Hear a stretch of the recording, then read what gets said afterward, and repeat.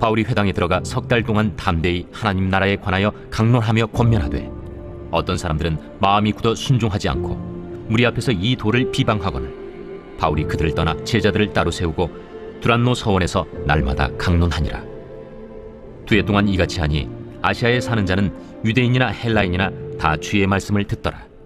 하나님이 바울의 손으로 놀라운 능력을 행하게 하시니 심지어 사람들이 바울의 몸에서 손수건이나 앞치마를 가져다가 병든 사람에게 얹으면 그 병이 떠나고 악귀도 나가더라.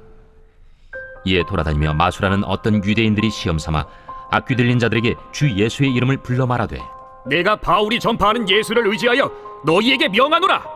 유대의 한 제사장 스게와의 일곱 아들도 이 일을 행하더니 악귀가 대답하여 내가 예수도 알고 바울도 알거니와 너희는 누구니에? 악귀 들린 사람이 그들에게 뛰어올라 눌러 이기니 그들이 상하여 벗은 몸으로 그 집에서 도망하는지라. 에베소에 사는 유대인과 헬라인들이 다 이 일을 알고 두려워하며 주 예수의 이름을 높이고 믿은 사람들이 많이 와서 자복하여 행한 일을 알리며 또 마술을 행하던 많은 사람이 그 책을 모아 가지고 와서 모든 사람 앞에서 불사르니 그 책값을 계산한즉 은 5만이나 되더라. 이와 같이 주의 말씀이 힘이 있어 흥왕하여 세력을 얻으니라. 바울은 에베소에서 약 2년 3개월간을 머물며 성도들을 양육했습니다. 다른 지역에 비해 비교적 길게 머물면서 사역을 한 것인데요. 처음 3개월은 회당에서 하나님 나라에 관하여 강론을 하였습니다. 그런데 마음이 굳어서 순종하지 않고 바울이 전하는 것을 비방하는 자들이 생기게 된 것입니다. 어디든 복음을 거부하는 자들은 있는 것 같습니다. 그러자 바울은 제자들을 따로 세우고 이후 2년 정도는 회당이 아닌 두란노 서원에서 날마다 말씀을 전했습니다. 또 바울을 통해서 병이 고침받고 악귀가 떠나는 기적도 많이 일어나게 되죠. 이런 바울의 수고와 하나님의 은혜로 에베소 교회는 20절의 말씀처럼 주의 말씀이 힘이 있어 흥왕하여 세력을 얻으니라 라고는 결과를 가져오게 됩니다. 즉 교회가 부흥했다는 말이죠. 여러분, 부흥이 뭘까요? 어떤 면을 보고 성경은 에베소 교회가 부흥했다고 말을 하는 것일까요? 교인이 많아진 것일까요? 예배 인원이 많아진 것일까요? 물론 그런 면도 부흥의 한 요소라고 할 수 있지만 그것은 본질이 아닙니다. 어떤 것이 부흥이고 어떤 것이 부흥이 아닌지 한번 오늘 본문에서 살펴봤으면 좋겠습니다. 13절을 보면 돌아다니면서 마술을 하는 유대인들이 바울을 흉내내면서 귀신을 쫓는 행위를 했던 것으로 보입니다. 그 중에는 스게와라는 유대 제사장의 7 아들들도 있었는데요. 그들이 바울을 모방해서 예수님의 이름을 대며 악귀 들린 자의 귀신을 쫓아내려고 했던 것 같습니다. 그러자 악귀가 이렇게 말하죠. 내가 예수도 알고 바울도 알지만 너희는 누구냐? 그러면서 그들을 제압해버립니다. 바울처럼 똑같이 예수님의 이름으로 귀신을 쫓았는데 왜 귀신이 나가지 않았을까요? 예수님의 이름만 대면 귀신들이 무서워서 벌벌 떨고 도망가야 하는 것 아닐까요? 예수님의 이름을 주문처럼 사용하는 것에는 아무런 능력이 없음을 알아야 합니다. 저도 20여 년 전에 청년 시절에 귀신에게 쫓기는 꿈을 꾼 적이 있었는데요.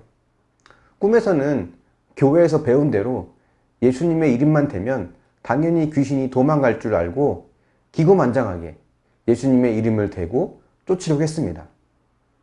그런데 꿈에서 그 귀신들이 비웃으면서 저에게 다가오는 것이었습니다.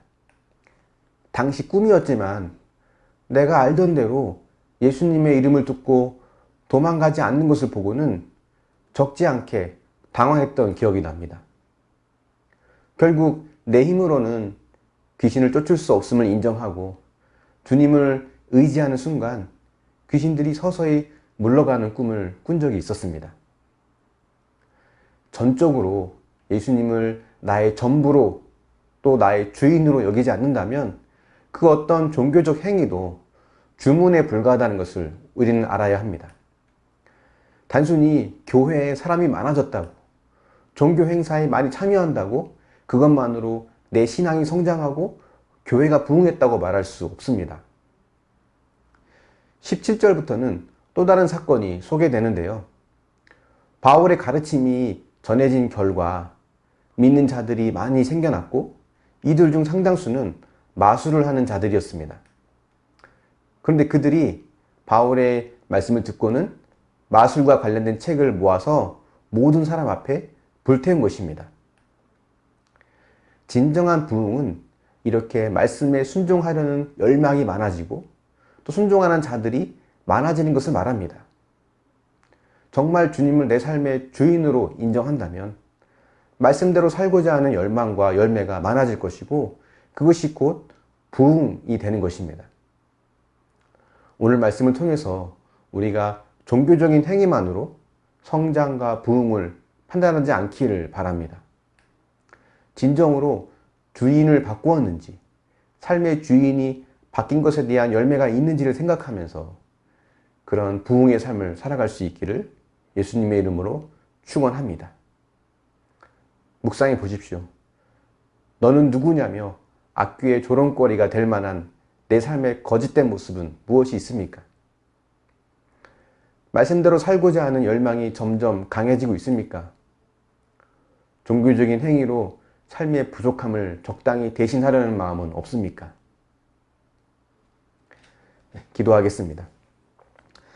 사랑의 하나님, 바울이 에베소 교회에서 하나님 말씀을 전했을 때 많은 부흥과 또 많은 역사가 있었음을 우리가 보게 됩니다. 그 부흥의 열매가 말씀대로 살고자 하는 열망과 또 그 삶의 열매가 있다는 것을 우리가 보게 되며 혹 우리 안에는 그런 열망과 열매 없이 종교적인 행위로 스스로 성장하고 있다고, 스스로 열매가 있다고 착각하지 않는지 돌아보며 우리의 신앙을 돌아볼 수 있기를 원합니다. 수많은 마술사들이 바울의 복음을 듣고 그들의 마술과 관련된 책들을 모아 불태운 것처럼 우리 안에 거짓되고 헛된 욕망들을 주님 앞에 내어놓고 다 태울 수 있는 믿음의 결단을 허락하여 주시옵소서. 숫자가 많아지고 예배 인원이 많아지고 종교적 행위에 잘 참여하는 것으로만 나의 신앙의 역할을 다했다고 보는 것이 아니라 진정으로 내 삶의 주인이 하나님을 인정하며 참 주인 대신 하나님의 말씀대로 순종하며 살 수 있도록 도우시고 인도하여 주시옵소서. 이 모든 말씀 예수님의 이름으로 기도합니다. 아멘.